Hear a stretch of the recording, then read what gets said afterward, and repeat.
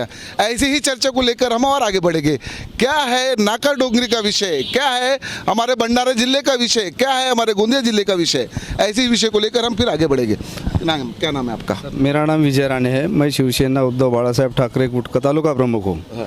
जिस तरह हमने 2019 में मोदी जी पे विश्वास किया था और यहाँ के सांसद जो सुनील जी मेंढे थे, इनको हमने 2019 में चुन के दिया।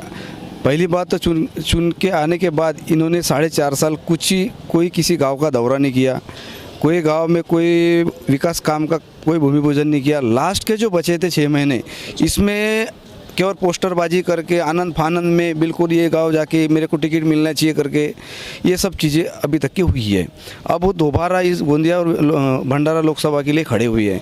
जिस आदमी ने 5 साल में कोई विकास नहीं किया, केवल वो कॉरपोरेट आदमी है, वो ठेकेदार आदमी है, वो बड़े लोगों को ठेकेदारी की सोचता है। यहाँ गरीब वर्ग का कोई वाली नहीं है।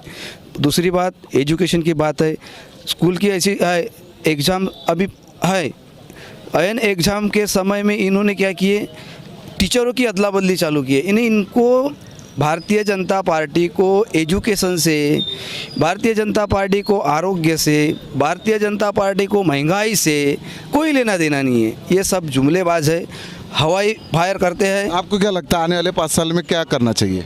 देखिए, आने वाले 5 साल में महाविकास आघाड़ी के तरफ से जो उम्मीदवार खड़ा है प्रशांत भाऊ पडोले, ये अच्छे आदमी है, वो विकास कर सकते हैं। इसलिए यहाँ की तुमसर तालुका की जनता उन्हें चुन के देना चाह रही है। अगर 5 साल में अगर विकास नहीं करे तो क्या बीजेपी फिर से उनको दोबारा टिकट देती क्या?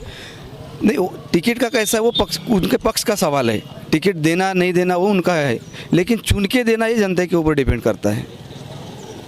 तो आप देख सकते हैं कि जनता के जो विचार होते हैं वो कैंडिडेट को लेकर और विकास कार्य को लेकर है। आगे और क्या बनना चाहते हैं? देखो, दूसरी बात है, हमने देखा 2014 में 2019 में यहाँ की जनता ने, यानी स्पेशली तुमसर विधानसभा क्षेत्र की जनता ने मोदी जी को देखकर वोट दिया। 2019 में सुनील मेंढे कौन है करके कोई नहीं पहचानता था, केवल मोदी जी। मैं भी चाहता था 2014 के पहले, आपको याद होगा जब टाटा नैनो का प्लांट गुजरात यहाँ से बंगाल में नहीं बन रहा था, उसको महाराष्ट्र में जगह नहीं मिली, तो वो उस समय हमको भी लगता था कि भारत का प्रधानमंत्री नरेंद्र मोदी जैसा हो। हमने 2014 में भी वोट दिया मोदी जी को, 2019 में भी वोट दिया। लेकिन देखो, इस क्षेत्र का विकास कोई प्रधानमंत्री आके नहीं करता, इस गांव का विकास यहाँ का सरपंच करता है, वार्ड का विकास यहाँ का मेंबर करता है। इस क्षेत्र का विकास यहाँ का जो जनप्रतिनिधि। किसान के लिए क्या बोले? हाँ, किसान के लिए तो वो है मुफ्त का अनाज लो, डबल DAP का रेट डबल कर दो। अच्छा बोनस दे रही है सरकार। बोनस क्या दे रही है? हमारे देखो 37 रुपये लीटर पेट्रोल है, हमको 107 रुपये दे रही है। हमारा पैसा ले रही है, हमको दे रही है मुफ्त में। ये कोई अपने घर से थोड़ी देता है, दे रहा है क्या कोई अपने घर से?